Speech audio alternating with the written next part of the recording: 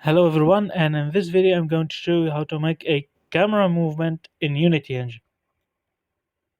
As you can see here, when my player moves, the camera doesn't move, it just stands still. We don't want that, and we're gonna go for a very basic stuff into a very simple stuff but give you very good smooth results. The first one, if you want a very basic camera flow, is simply go to the camera game object, drag and drop it under the player so it will be a child for the player. And here we go, we have a very basic simple camera follow controls. Now if you don't want the camera to be attached to the player, you need to create this script and control the camera to make it follow the player. We're starting off by creating a new script. We're gonna need to open this script. Now here in this script we're gonna control our camera.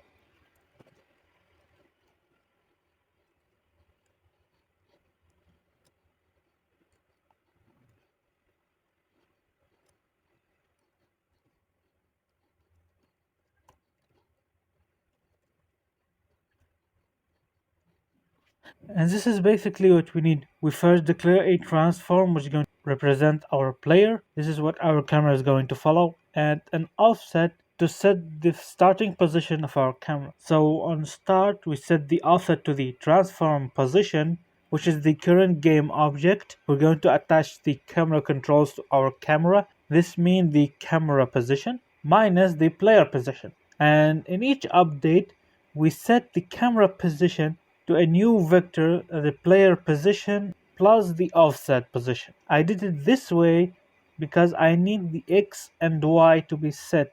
I need the Z vector to stay as is.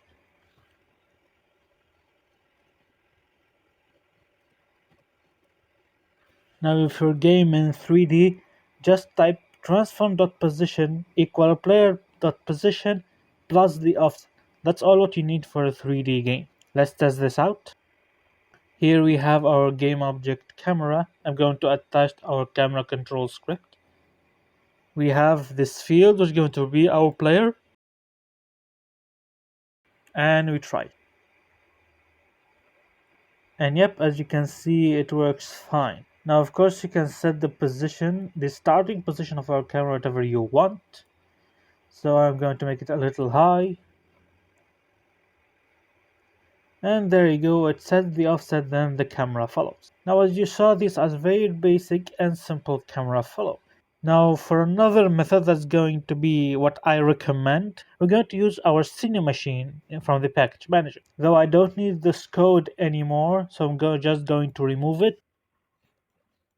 We're simply going to leave our camera control empty. Since we're going to use our Cinemachine camera, we're not going to use this camera control at the moment, but we're going to be using it later in future videos. Simple, when you want to import the Cinemachine, go to Windows, Package Manager, make sure you are in the Unity registry, go to Cinemachine and install. After you finish install, we close the package window, and as you can see here we have a Cinemachine option.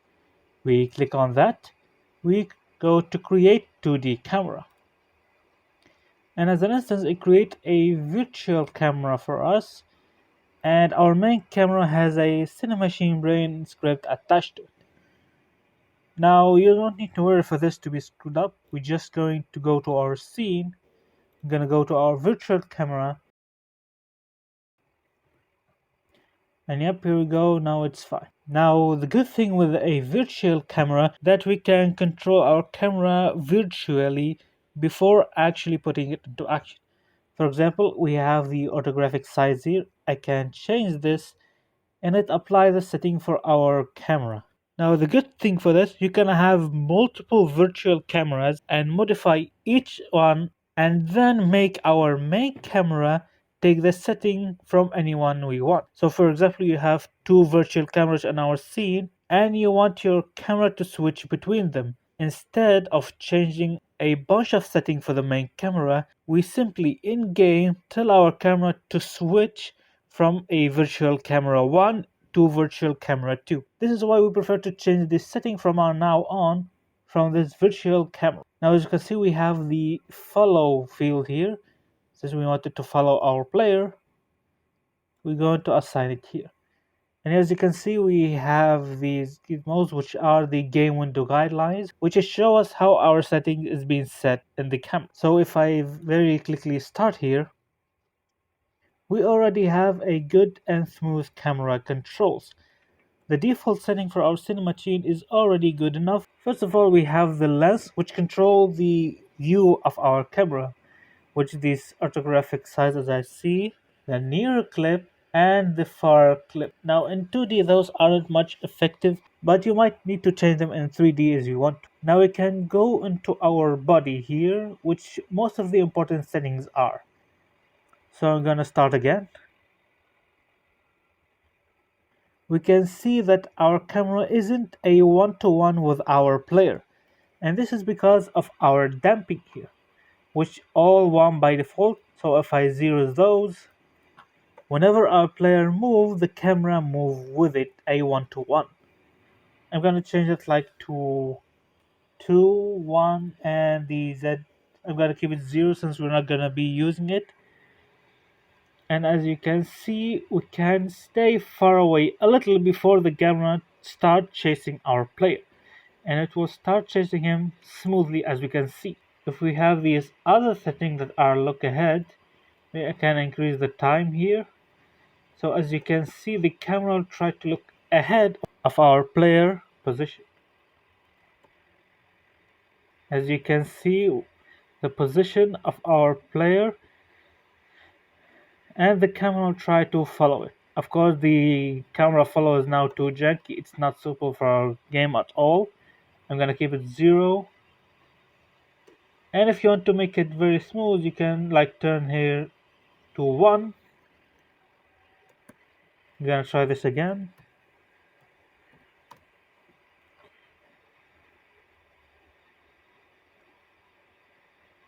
As you can see, there are smoothness in the movement.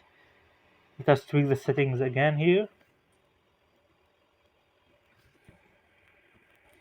As you can see, now they look maybe a little strange, but they are suitable more than what was going to happen. And even though it's a good idea to let the player see what's coming next before reaching that difficult area. And you can see here that we have the camera distance and the XY end of the screen.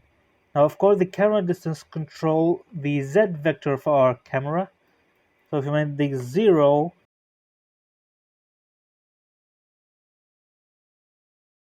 then keep it 10. And for our screen, we can simply put where the camera goes from our screen, left or right, or up and down. I prefer to keep them as they are. Now here we have our dead zone width and height. The dead zone is simply where our player is allowed to get out of the camera field of view. For example, I'm going to put it like 1 and 1. As you can see, the camera didn't start move yet because we aren't in the dead zone yet. I'm going to put it a little like 0.3 and other 0.3. As you can see, when our player moves, the camera doesn't instantly start follow. When we reach our dead zone, it starts to follow him, which can be pretty useful if you don't want the camera to move every time the player moves, only by a certain distance. I'm gonna keep these zeros as well. And here you can modify the dead zone depth. Here we have the soft zone, which doesn't allow our character to get out of this zone. As you can see, the camera start moving smoothly, but when our safe zone is actually zeros, it instantly follow because our player can't get out of the soft zone. And we can simply unlimit the soft zone in this area. I'm gonna keep it into 1 and 1. And of course you can create a noise here.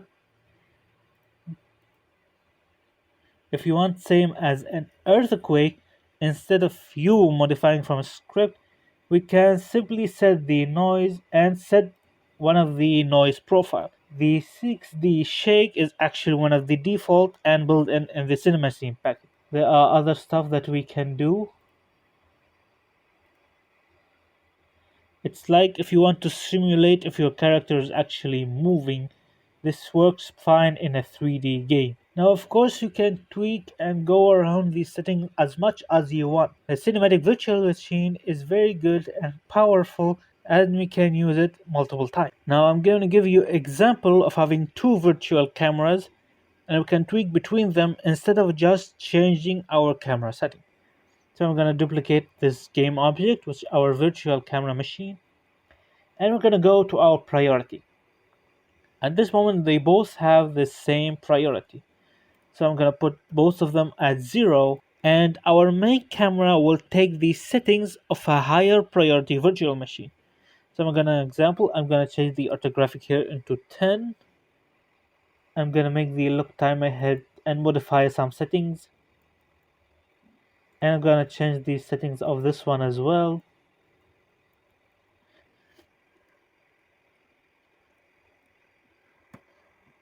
As you can see, now our camera takes the settings of the higher priority cinema machine. So we have this virtual machine with priority 1. That means our main camera takes its setting from this cinema machine camera. And if I want to take the settings from this camera, I simply make it a higher priority. As you can see, our main camera takes the setting from the higher priority virtual camera. Now, of course, I'm going to show you how to modify the virtual camera settings in code in the next video, and how we can change between them smoothly. Alright, I hope you enjoyed the video and would like to see you next time.